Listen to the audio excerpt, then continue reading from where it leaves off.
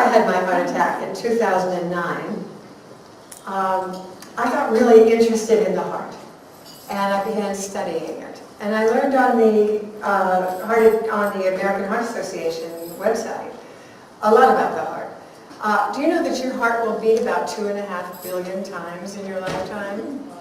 And that it will pump 1 million barrels of blood? But it was the third thing I found out that gave me a real aha moment. And AHA stands for the American Heart Association. Do you know that if all of the veins and capillaries in your circulatory system were connected end to end, they would go 60,000 miles, and that's 2.5 times around the Earth. A virtual red thread that could go around the Earth 2.5 times. And they used that word, red thread. And I began thinking about that, and then I remembered that there were all these wonderful legends around the world from many different cultures about the red thread. In China, they believe that when we're born, that we're connected by an invisible red thread to everybody who we are destined to meet in our life. I love that. I actually do believe that.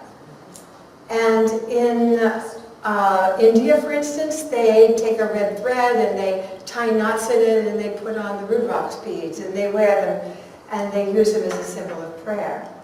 And in many countries, they use red as around the wrist. It's part of Judaism, of the Kabbalah. I mean, almost every culture has a red thread meaning. The Inuit culture believes that there's a red thread that puts together the meaning in our lives. And in China, you know, red is the most auspicious color. And people in Japan, do they wear a red wedding gown? I think they do. And it just goes on and on. I began thinking about this. And then a book came out called Red Thread Thinking.